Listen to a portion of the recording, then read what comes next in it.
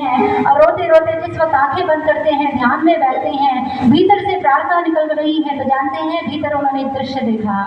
और वो दृश्य क्या देखा? प्रभु प्रेरणा से देखा है, क्योंकि सेवा की मांग है। प्रभु श्री राम जम्हाई ले रही हैं और भक्त हनुमान से चुटकी बजा रही है। प्रभु श्री राम जम्हाई ले रही है और प्रभु जो हनुमान जी हैं वो चुटकी बजा रही है। जब बार बार इस दृश्य को देखा, हनुमान जी खुश हो गए, प्रसन्न हो गए, प्रभु का धन्यवाद करते हैं। प्रभु सेवा देने के लिए बहुत बहुत धन्यवाद, आपने मुझे बता दिया कोई सेवा नहीं है तो चुटकी बजाने की सेवा तो मैं कर सकता हूँ। और उसी वक्त प्रभु का धन्यवाद करते हैं, अपने स्थान से उठते हैं और सीधा कहाँ चले गए? प्रभु के पास चले गए। क्यों? क्योंकि चुटकी बजाने की सेवा मिली है। और चुटकी बजाने की सेवा तो तब कर पाएंगे जब प्रभु सामने होंगे, प्रभु के चेहरे पर ध्यान है। प्रभु कब जमाएंगे, कब मैं चुटकी बजाने की सेवा करूं? अब तो जानते हैं हनुमान जी बड़े खुश हैं। क्यों? क्योंकि चुटकी बजाने की सेवा करेंगे तो साथ ही साथ प्रभु का दर्शन भी हो जाएगा, साथ ही साथ प्रभु के दर्शनों का सुख भी मिल जाएगा। आज हनुमान जी बड़े खुश हैं। और जानते हैं हनुमान जी क्या करते हैं? जहाँ जहाँ प्रभु श्री राम जा रही हैं वहाँ वहाँ हनुमान जी परछाई बनकर उनके पीछे पीछे जाती हैं। जहाँ जहाँ हनुमान प्रभु श्री राम जा रही हैं, हनुमान जी पीछे पीछे जा रही हैं। क्यों? क्योंकि कब जम्हाई आ जाए, जम्हाई आएगी तो चुटकी बजाऊंगा। अगर जम्हाई आई, अगर प्रभु के चेहरे पर ध्यान नहीं रहा तो सेवा से चूक हो जाएगी। इससे प्रभु के चेहरे पर हर पर ध्यान है और प्रभु जहाँ जहाँ जाते हैं हनुमान जी पीछे पीछे जा रही है। जानते हैं क्या हुआ? जिस वक्त प्रभु श्री राम सभा में पहुंचते तो हनुमान जी भी सभा में पहुंच गए। पूरा दिन सभा में बैठे हैं, प्रभु के चेहरे को निहार रही हैं। जब जम्हाई आती चुटकी बजाना शुरू कर देते और जैसे ही सभा को विराम दिया गया, प्रभु भोजन करने के लिए बैठते तो हनुमान जी वहां पर भी बैठ गए। प्रभु जिस वक्त भोजन कर रही है उस वक्त भी हनुमान जी का पूरा ध्यान प्रभु के चेहरे की तरफ है, कब जम्हाई ले और कब मैं अपनी चुटकी बजाने की सेवा करूं। और भोजन हुआ, दोपहर से शाम हो गई, रात्रि हो गई और जैसे ही रात्रि हुई प्रभु कहाँ चले गए? अपने शयन कक्ष की ओर सोने के लिए जाने लगे। और जैसे ही प्रभु अपने शयन कक्ष की ओर जाने लगे तो हनुमान जी भी पीछे पीछे हैं। लेकिन क्या हुआ? जैसे ही द्वार पर पहुंचे तो माँ सीता ने रोक लिया, अंदर जाने की अनुमति नहीं मिली। अब हनुमान जी विचार कर रहे हैं, अरे ये क्या बात हुई? रात्रि का समय है, इस वक्त तो सबसे ज्यादा जम्हाई लेने का समय है। जिस वक्त प्रभु श्री राम को जम्हाई आएगी उस वक्त प्रभु मेरे सामने नहीं होंगे तो कैसे चुटकी बजाऊंगा? अगर प्रभु सामने नहीं होंगे तो चुटकी बजाने की सेवा नहीं करूंगा, चुटकी बजाने की सेवा नहीं करूंगा तो सेवा चूक हो जाएगी, सेवा में चूक हो जाएगी तो प्रभु नाराज हो जाएंगे। क्या करूं क्या करूं क्या करूं? द्वार को बंद हो गया। अब जानती हैं एक युक्ति सूझी। अब हनुमान जी क्या करते हैं? हनुमान जी जो सीढ़ी है, सीढ़ी के नीचे जो जगह है वहां पर जाकर अपना एक आसन लगाते हैं और उस आसन के ऊपर बैठ गए। बड़े खुश है और जानते हैं उपाय क्या है? कोई बात नहीं, प्रभु का दर्शन नहीं है, प्रभु का चेहरा साथ में नहीं है तो क्या हुआ? ऐसा करता हूँ, लगातार चुटकियां बजाता रहता हूँ, लगातार चुटकियां बजाता रहता हूँ। प्रभु श्री राम जब भी जम्हाई लेंगे तो मेरी चुटकियां तो बज रही होगी, ऐसे में मेरी सेवा भी होती जाएगी, ऐसे में मेरी सेवा होती जाएगी। और जानते हैं आज भक्त हनुमान अपनी ही धुन में प्रभु श्री राम के नाम का सुमिरन कर रही है, प्रभु श्री राम के नाम का गुणगान कर रहे हैं और हाथों से, दोनों हाथों से चुटकियां बजा रही है, दोनों हाथों से चुटकियां बजा रही है। जानते उधर क्या हुआ? शयन कक्ष में जिस वक्त हनुमान जी ने चुटकियां बजानी शुरू की, प्रभु को जम्हाई आई। जैसे प्रभु ने जम्हाई लेने के लिए अपना मुख खोला और क्योंकि चुटकियां बज रही है, प्रभु श्री राम का मुख खुला तो बंद ही नहीं हुआ। अब बंद नहीं हुआ, काफी देर तक तो प्रभु श्री राम के मुख में पीड़ा हो रही है। माँ सीता पास में, माँ परेशान हो गई, ये सब क्या हो गया? माँ परेशान हो गई, माँ कौशल्या को बुला लिया, भरत जी, शत्रुघ्न जी, लक्ष्मण जी को बुला दिया कक्ष के अंदर। देखो देखो प्रभु श्री राम को क्या हो गया? हनुमान जी अपनी ही धुन में चुटकियां बजाते जा रही हैं। प्रभु श्री राम का मुख खुला है और खुला का खुला रह गया। प्रभु श्री राम के मुख में अब पीड़ा होने लगी है, कुछ समझ नहीं आ रहा, कोई उपाय नहीं मिला। अब थक हार कर गुरुदेव वशिष्ठ मुनि जी को बुलाया गया। जिस वक्त वशिष्ठ मुनि जी आते हैं, वशिष्ठ मुनि जी ने देखा, सोचने लगे किसका बल है, कौन से भक्त ने प्रभु को अपने वश में कर लिया है, वो कौन सा भक्त है कि प्रभु भी उस भक्त के पास से निकल नहीं पा रहे, ये कौन सा भक्त है जिस भक्त ने प्रभु को अपने वश में कर लिया। जिस वक्त कक्ष के अंदर नजरें घुमाई, सारे लोग हैं, सिर्फ कौन नहीं है? कौन नहीं है? हनुमान जी वहां पर नहीं है। वशिष्ठ जी को समझ आ गया और तुरंत हनुमान जी को उपस्थित करने की आज्ञा दी। और जिस वक्त हनुमान जी को आज्ञा मिली, हनुमान जी अपनी ही धुन में दोनों हाथों से चुटकियां बजाते जा रही हैं और मुख से प्रभु श्री राम के नाम का गुणगान करते जा रही हैं। और जैसे ही कक्ष में पहुंचे तो जानते हैं क्या हुआ?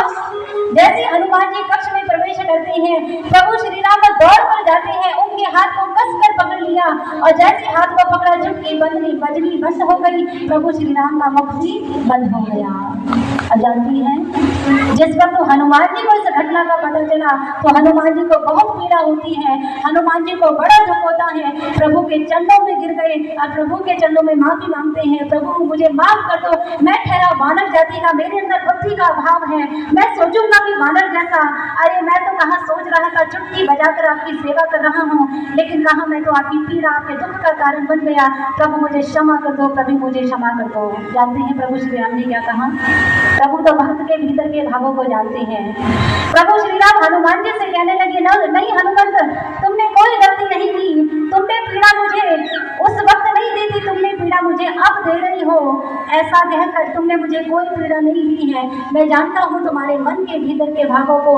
और प्रभु श्री राम के चरणों में फूट फूट कर रो रही हैं। प्रभु श्री राम ने समझाया, नहीं हम तुम्हारी सेवा से बहुत प्रसन्न हैं। और जानते हैं, जब उनकी सेवा भाव को माँ सीता, शत्रुघ्न, भरत और लक्ष्मण जी ने देखा तो दोनों हाथ जोड़ लिए, नमन कर लिया और उनसे क्या कहा? उनसे कहा, लो तुम्हारी जितनी भी सेवाएं हैं, इन सेवाओं को करने के अधिकारी तो सिर्फ तुम हो, सिर्फ तुम हो। ये सारी सेवाएं हम आपको समर्पित करते हैं। भक्तजनों, ये जो दृष्टांत है आपने पहले भी सुना होगा, लेकिन इस दृष्टांत के अंदर गहरा सार है, समझने का प्रयास करना। भक्त हनुमान जी ने इस दृष्टांत के माध्यम से क्या समझाने का प्रयास किया? भक्त हनुमान जी जिन्होंने पूरा जीवन सिर्फ और सिर्फ प्रभु श्री राम के ध्यान में, चिंतन में, सेवा में बिताया, हर पल प्रभु की सेवा के लिए तत्पर रहती हैं। ये चुटकी बजाने की जो सेवा की है, हर पल आतुर है। क्या समझाने का प्रयास किया?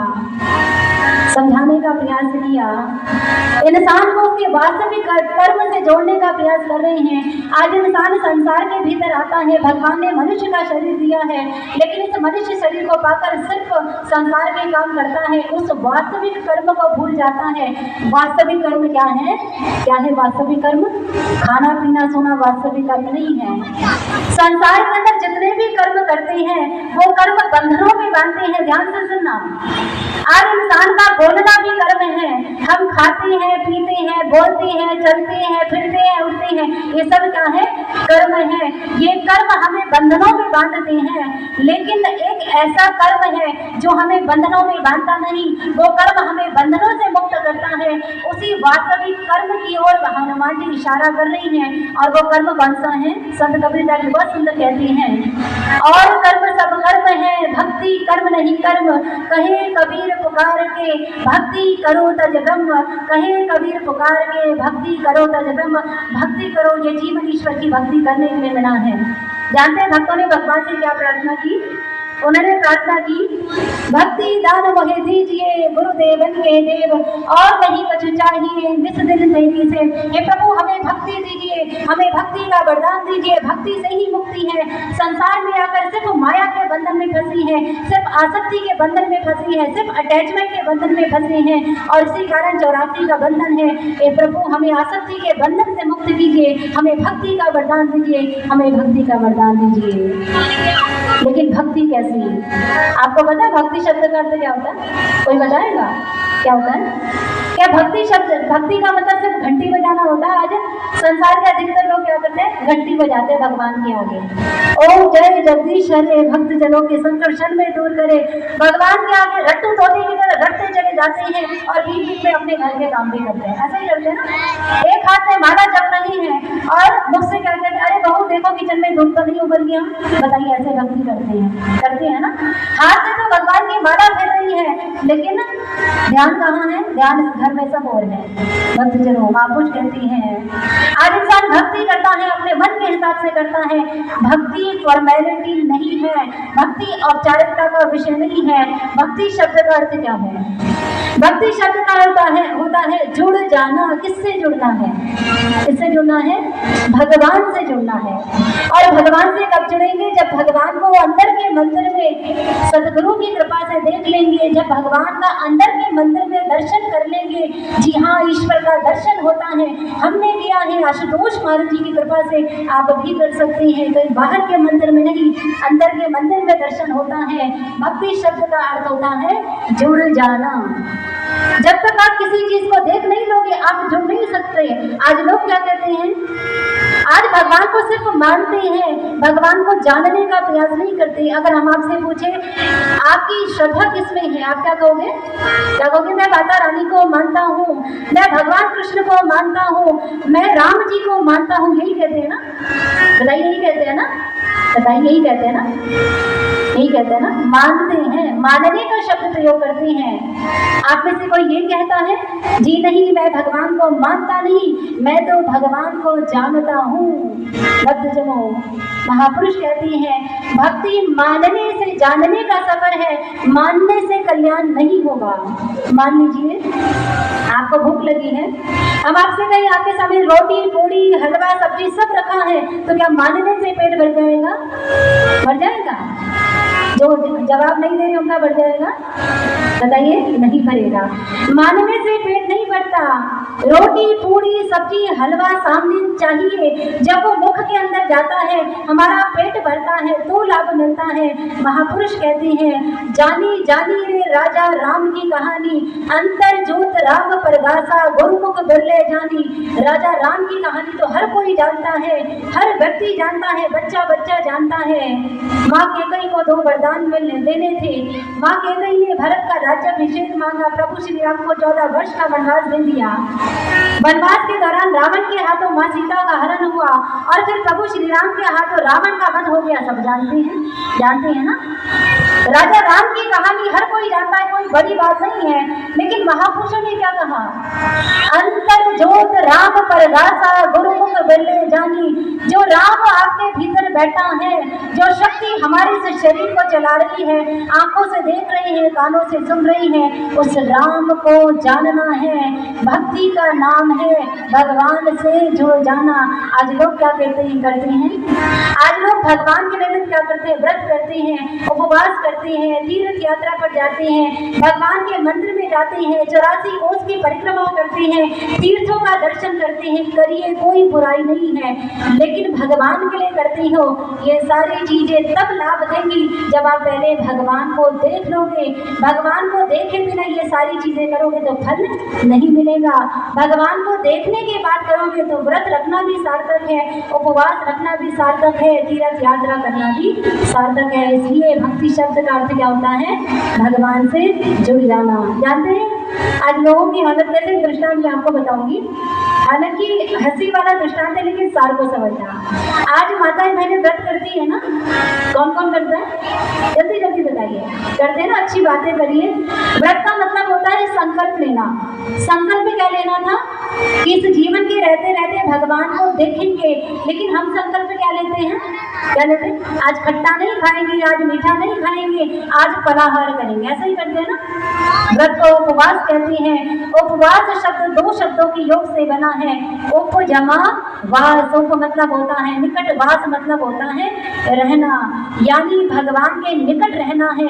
जब तक भगवान को देखोगे नहीं, निकट कैसे रहोगे? उपवास रखिए, लेकिन भगवान को देखने के बाद उपवास अपने आप होता है, बुरा मत मानना। आजकल लोग व्रत रखते हैं, जानते हैं व्रत कैसा है?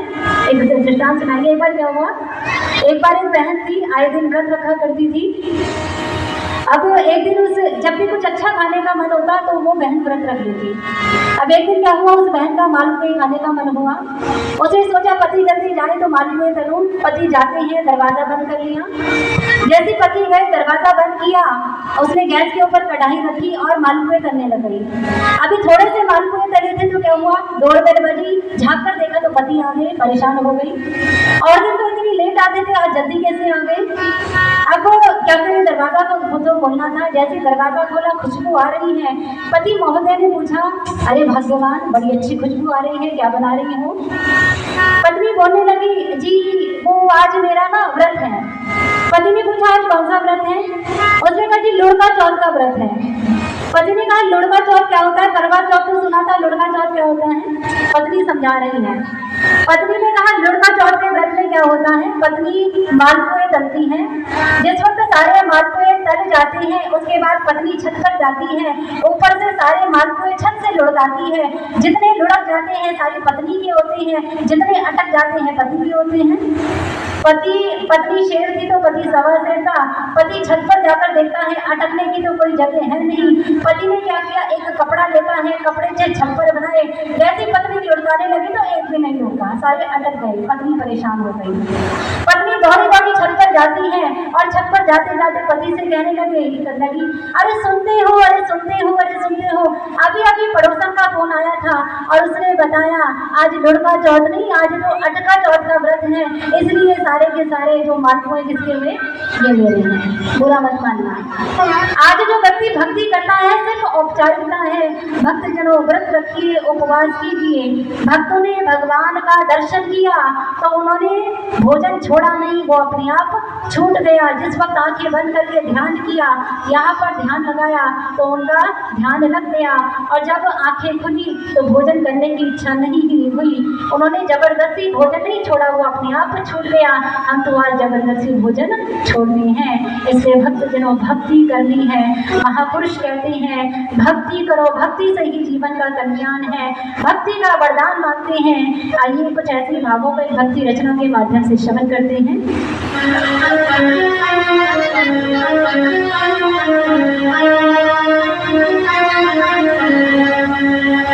वंदे वाली भक्ति का मुझको वरदे, तो ज्ञान की वर्षा कर दे, ओ प्यारे घनश्याम जी। तेरी पूजा करूंगी अज्ञान जी। वंदे वाली भक्ति का मुझको वरदे, तो ज्ञान की वर्षा कर दे, ओ प्यारे घनश्याम जी। तेरी पूजा में करूंगी अज्ञान जी। वंदे वाली भक्ति का मुझको वरदे, तो ज्ञान की वर्षा कर दे, ओ प्यारे घनश्याम जी। तेरी पूजा में करूंगी अज्ञान जी। तेरी पूजा में करूंगी अज्ञान जी।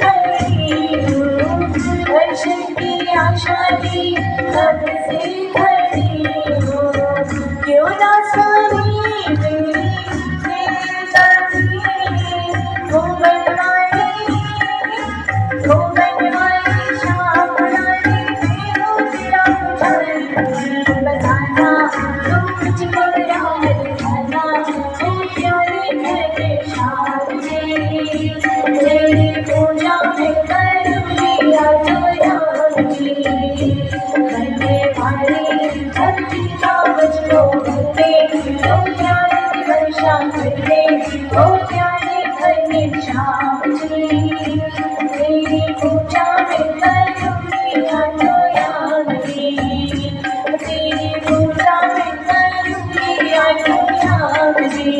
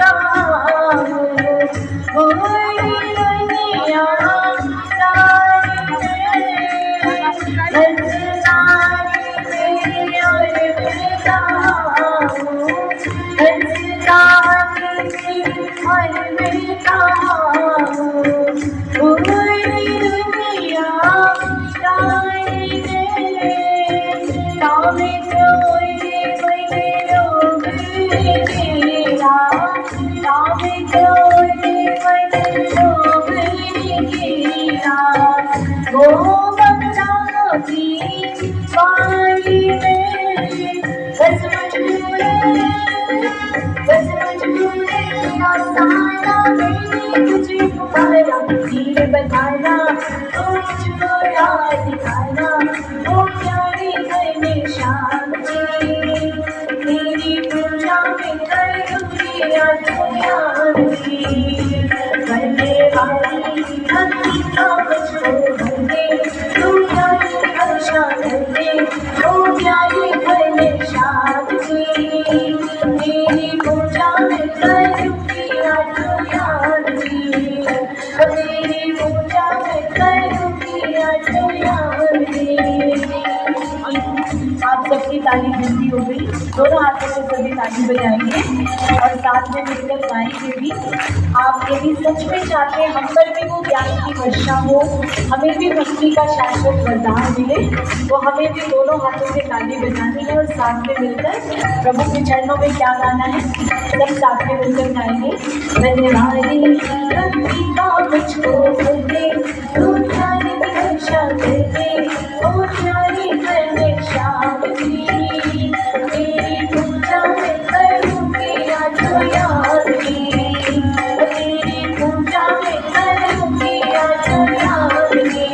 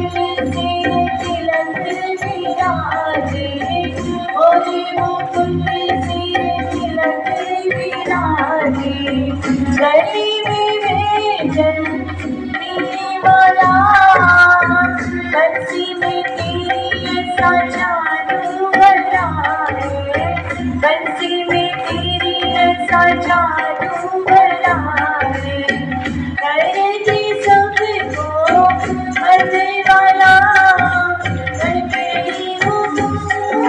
कर रही हूँ तुझ में ऐसी जल गई मुझ में जैसे लगाना, तू मुझको राह दिखाना, ओ प्यारे घर में श्याम जी, तेरी पूजा में करूँगी रातों रात में, बड़े वाली रखना मुझको बरते, तो प्यारे रक्षा करते, ओ प्यारे घर में श्याम जी, तेरी पूजा में करूँगी रातों रात में, तेरी पूजा में करूँगी रातों रात में, तेरी पूजा में करूँगी रातों रात में, तेरी पूजा में करूँगी रातों रात में, तेरी पूजा में करूँगी रातों रात में। तेरी पूजा करूंगी मैं आठों याम जी। भगवान के पूजन का सही तरीका क्या है? भगवान की पूजा हम सही ढंग से कब कर पाएंगे? जब हम भगवान का दर्शन कर लेंगे अपने इस अंतर्घट के मंदिर में। महापुरुषों ने कहा human body is a temple of living God. इंसान का जो शरीर है वो परमात्मा का जीता जागता मंदिर है। जी हाँ, भगवान का दर्शन होता है। सिर्फ कहानियां सुनने से कुछ नहीं होगा, भगवान का दर्शन होता है। आप भी कर सकते हैं, उस भगवान को अपने से घट के भीतर देख सकते हैं। वास्तविक कर्म क्या है? हनुमान जी हमें समझा रहे हैं, भक्ति यानी भगवान से जुड़ना ही जीवन का वास्तविक कर्म है। संसार के काम भी कीजिए और भगवान की भक्ति भी कीजिए, ये जीवन जीने का सही तरीका है। एक छोटा सा दृष्टांत और आपके सामने रखेंगे। जिस वक्त हनुमान जी माँ सीता की खोज यात्रा में निकलते हैं, जिस वक्त वो लंका में पहुंचते हैं, तो मुख में तो प्रभु श्री राम का सुमिरन है, माँ सीता की खोज है मन के भीतर, लेकिन आंखों से वो क्या देखते हैं? जिस वक्त लंका के अंदर प्रवेश करते हैं तो वो अश्लील दृश्यों को देखते हैं। मदिरा का पान करते हुए नशे के लत में जो राक्षस है उनको देखा, विलासी लोगों को देखा, विलासी राजाओं को देखते हैं, अश्लील दृश्यों को देखते हैं। और जिस वक्त इन दृश्यों को वो देखते हैं तो अपने आप को पापी समझने लगे, अपने आप को बहुत बुरा भला कहते हैं और एक जगह पर बैठकर आंखें बंद करके ध्यान में बैठ गए और प्रभु श्री राम से कहने लगे, प्रभु मैं बहुत पापी हूँ, मेरी दृष्टि बहुत अपवित्र है। देखो मैंने इन आंखों से कैसे बुरे कैसे अश्लील दृश्यों को देखा और बार बार अपने आप को कोस रही है। ये घटना आती है रामचरितमानस के अंदर, जानती हैं? जिस वक्त प्रभु श्री राम ने ऐसा सुना तो प्रभु श्री राम हनुमान जी से कहते हैं, हनुमंत इसमें तुम्हारा कोई दोष नहीं है, तुम अपने आप को दोषी मत समझो। हनुमान जी बार बार कह रहे, नहीं प्रभु मैं दोषी हूँ, आज मेरी आंखों ने ऐसे ऐसे दृश्यों को देख लिया जो दृश्य मुझे देखने नहीं चाहिए थे। जानते हनुमान जी ने क्या कहा? प्रभु श्री राम ने क्या कहा? प्रभु श्री राम आज हनुमान को समझाते हुए कहते हैं, हनुमान तो तुम दोषी नहीं हो, क्योंकि वो दृश्य सिर्फ तुम्हारी आंखों से होकर गुजरे हैं। तुम्हारा मन उस वक्त माँ सीता की खोज में लगा था और तुम्हारा मन उस वक्त हमारे ध्यान में था, हमारे सुमिरन में था, इसलिए वो दृश्य सिर्फ तुम्हारी आंखों से होकर गुजरे हैं। ये संदेश है हम सबके लिए। आजकल क्या है, मॉडल हो गया ना, एंड्रॉइड मोबाइल है, हर किसी के पास है ना, किस किस के पास है? जरा हाथ खड़ा करके बताइए। किसी के पास नहीं है ऐसा तो नहीं हो सकता, सबके पास है, घर घर में है ना, एंड्रॉइड मोबाइल है सबके पास। अब उस मोबाइल के अंदर अच्छी चीज़ें भी आती हैं और बुरी चीज़ें भी आती है ना। टीवी के अंदर मीडिया परोसता है कि अच्छी चीज़ें परोसता है, अच्छी के साथ साथ बुरी चीज़ें भी परोसता है। और इंसान क्या करता है? इंसान की फितरत है कि जो कलयुग है ना, इंसान को अच्छी चीज़ों से ज़्यादा बुरी चीज़ें देखने में आनंद आता है ना। आज एंड्रॉइड मोबाइल के माध्यम से जानते हैं कितने अश्लील दृश्यों को परोसा जा रहा है।